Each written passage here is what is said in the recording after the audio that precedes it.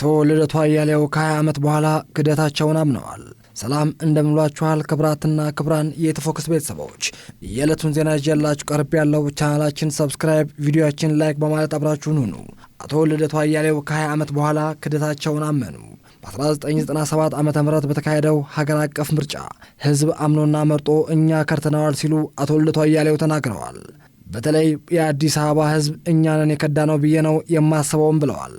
አዲስ አበባ ህዝብ በምርጫ ለውጥ አመጣለሁ ብሎ እኛን አምኖ ሌሊት ተነስቶ መርጦናል ያሉት አቶ ልደቱ አያሌው እንኳንስ እኛን የሚደግፉ የአገዛዙ አባል ናቸው የሚባሉ ሳይቀሩ ናቸው አዲስ አበባ ላይ የመረጡን። ያንን የሰጡን ድምፅ ነው እኛ ሜዳ ላይ የበተን ነው በማለትም አስረድተዋል። አስተዳድረኝ ብሎ የአዲስ አበባ ህዝብ ድምፁንና ካርዱ ሰጥቶን አንረከብም አንገባም ብለን ነው የወሰንነው። እኛንን መጀመሪያ ካርድ ነው ብለዋል። ህዝቡ ተስፋ መቁረጥ የለበትም ነበር። በሰላማዊ ትግል ጥርሱን ነክሶ መቀጠል ነበረበት። ህብረተሰብ ተስፋ ቆረጠ። በቃ ከዚህ በኋላ ሰላማዊ ትግል አያስፈልግም ብሎ ወደ ጽንፈኛ ፖለቲካ አንጋጦ ማየት ጀመረ። ለዚያ ዋነኛ ተጠያቂ እኛ ነን፣ የፖለቲካ አመራሩ ነው ባይ ነኝ በማለት ለተፈጠረው ችግር ኃላፊነትም ወስደዋል። ምርጫ 97 የአዲስ አበባ ህዝብን ፈሪ አድርጎታል ወይ በሚል አቶ ልደቱ አያሌው ከቢቢሲ ለቀረበላቸው ጥያቄ ሲመልሱ፣ አንደኛ በምርጫ ወቅት በተፈጠረው ግርግር 193 ሰዎች ሞተዋል። አሁን በጦርነት ከሚሞተው ህዝብ ጋር ስተነጻጽረው ኢምንት ነው። ያኔ ዓለምን ያንጫጫ ግድያ ነው የነበረው። 193 ሰው አዲስ አበባ ውስጥም ተገድሏል። ሆኖም ግን ዋናው ነገር ምንድን ነው? ሰው በተሳሳተ ፕሮፓጋንዳ ቅንጅት መንግስት ሊሆን ነው ብሎ አሰበ። ያ እንዳልሆነ ሲያውቅ በሰላማዊ ትግል ተስፋ ቆረጠ። ምርጫውን ማሸነፍ የማንችል መሆናችን እውነቱን እያወቀ ለህብረተሰቡ መናገር ነበረብን በማለት በወቅቱም የነበረውን ሁኔታም አብራርተዋል። የአዲስ አበባ ህዝብ ፖለቲካ ባህሪው ደረጃ የሚለየው ነገር አለ ብለህ ታስባለህ ወይ በሚል ከቢቢሲ ለቀረብላቸው ጥያቄ በሰጡት ምላሽም አዎ፣ የከተማ ስነ ልቦና ለኢትዮጵያ ፖለቲካ አስተሳሰብ እየቀረበ ነው። ኢትዮጵያ ውስጥ ሁልጊዜ እኔ እምላለሁ 20 በመቶ የሚሆነው የኢትዮጵያ ህዝብም ከተማ ነው የሚኖረው። እነዚህ ኢትዮጵያዊ አጀንዳ ላላቸው ፖለቲካ ፓርቲዎች ዋና ማህበራዊ መሰረት ናቸው።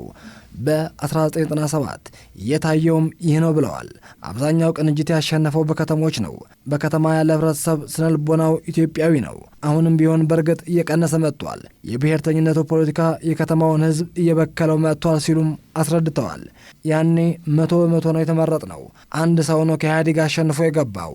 ያም ደግሞ ያሸነፈው በስነ ምግባር ምክንያት አንድ ሰው አስቀድመን እንዲወጣ ስላደረግን ነው እንጂ አሸንፎን አይደለም። 100 በመቶ ነበር ያሸነፍ ነው። ዛሬ ምርጫ ቢካሄድ 100 በመቶ ላናሸንፍ እንችላለን። ነፃና ፍትሐዊ ምርጫ ቢደረግ ግን ምንም ጥርጥር የለኝም 70 በመቶ ወይም 80 በመቶ እንደምናሸንፍ ግን እርግጠኛ ነኝ ሲሉም አስታውቀዋል። አቶ ልደቱ አያሌው እንደተናገሩት የአዲስ አበባ ህዝብ አሁንም ማህበራዊ መሰረታችን ነው። ምንም ጥርጥር የለውም።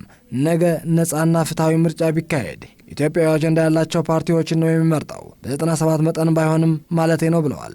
የ97ቱን ምርጫ መለስ ብለን ስናስታውስ እጃችን ውስጥ ገብቶ ያመለጠን ትልቅ ዕድል ነው ያሉት አቶ ልደቱ አያሌው ከዚያ በኋላ በሄድንበት የፖለቲካ ሂደትም የቁልቁለት ነው፣ የውድቀት ሂደት ነው። ወደዚያ ሂደት መመለስ አለብን ብሎ ሰው ማሰላሰል፣ ሪፍሌክት ማድረግ ያለበት ይመስለኛል። አዋጭ መንገድ አሁንም 20 ዓመት ወደ ኋላ ብንሄድም ወደዚያ መመለስ ነው። ከዚህ አንጻርም ህብረተሰቡ ትንሽ ቢያስብ ጥሩ ነው ብዬም አስባለሁ ሲሉ አስታውቀዋል። የኢትዮጵያ ህዝብ እንዴት ትገልጸዋለህ በሚል ከቢቢሲ ለቀረበላቸው ጥያቄ በሰጡት ምላሽም ባጭሩ የኢትዮጵያ ህዝብ ስለ ራሱ ያለው ግምት የተሳሳተ ነው ብለዋል። ራሱ እንደ በቃ ህዝብ፣ ራሱን እንደ አዋቂ ህዝብ፣ እንደ ጥሩ ህዝብ አድርጎ ነው የሚቆጥረው። እውነታው ግን ይህ አይደለም። በተለይ ከፖለቲካ አንጻር አያይዘን ስናየው የኢትዮጵያ ህዝብ የለውጥ ኃይል አይደለም። የኢትዮጵያ ህዝብ ለአገዛዝ የተመቸ ነው፣ ለጭቆና የተመቸ ህዝብ ነው። ለዚህም ነው ብዙ ጊዜ ደካማና አምባገነን መንግስታት እየተመራ የቀጠለው በማለትም አስረድተዋል። በ20 ዓመት ውስጥም ስለ ፖለቲካ ምን ተማርክ? ፖለቲካ የግድ መርህ ሳይንስ አለመሆኑ፣ ፖለቲካ ጥሎ ማለፍ ጨዋታ መሆኑ፣ ፖለቲካ እንዴት ትልቅ ግብ ለማሳካት ትንሽ ግን አስፈላጊ የሆኑ ስህተቶችን ወይ ደግሞ ክደቶችን ቢሆንም መፈጸም የሚፈልግ መሆኑን ምንድን ነው ያስተማረህ 20 ዓመት የሚል ጥያቄ ቀርቦላቸው የሚከተለው ምላሽም ሰጥተዋል። ፖለቲካ አንዳንድ ጊዜ እንደዚያ ለማድረግ የምትገደድበት ሁኔታ ሊኖር ይችላል። እኔን በተመለከተ ግን የሚነሱ ሁለት ነገሮች ናቸው። አንዱ 97 ጉዳይ ነው። ሌላው ከዶክተር አብይ ጋር የተያያዘ ነው። የዶክተር አብይ አገዛዝ መጣ። እኔ ከተወሰኑ ወራት በኋላ መጥቼ የትም አያደርስም አያሻግርም አልኩ። ትልቅ ጫጫታ ነው የነበረው። ቀንተህ ነው በጠቅላይ ሚኒስትሩ፣ አፍራሽ ሆነህ ነው፣ ሌላ ተልእኮ ኑሮህ ነው ያላለኝም አልነበረም። ዝም ብዬ ብደግፍ ኖሮ ከዚህ በኋላ 4 ዓመት 5 ዓመት 7 ዓመትም አብረውት ከተጓዙ ጋር ልመሳሰል ብዬ ለደግፍ ብል ኖሮ ምን ውጤት ይመጣ ነበረ? ኢህአዲግ እናፍርስ ሲባል ህወሓት ለዓመታት ጥረት ሲያደርግ አያዋጣም፣ ይህ ነገር ወደ ጦርነት ነው የሚወስደን ብዬም ተከራክሬ ያለው። ያንን ባላደርግና ትግራይ ውስጥ የነበረው ጦርነት የሻዕቢያን ጭፍጨፋ ሁሉ ደግፌ እንደ ሌሎች ብቆም ምን አስተዋጽኦ አደርግ ነበር?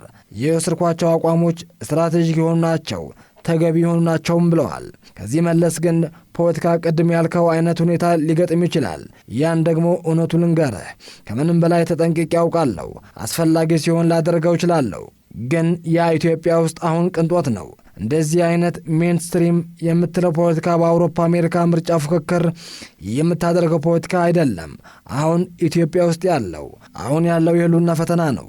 ሐቁንም ይዘን መሻገር አልቻልንም። እንኳንስ እንደዚህ አይነት ፖለቲካ ያራመድን። ዋና ፖለቲካችን ችግር እኮ አድርባይ መሆኑ ነው፣ ፖፕሊስት መሆን ነው፣ ህዝበኝነት ነው ሲሉም አቶ ልደቱ አያሌው ተናግረዋል።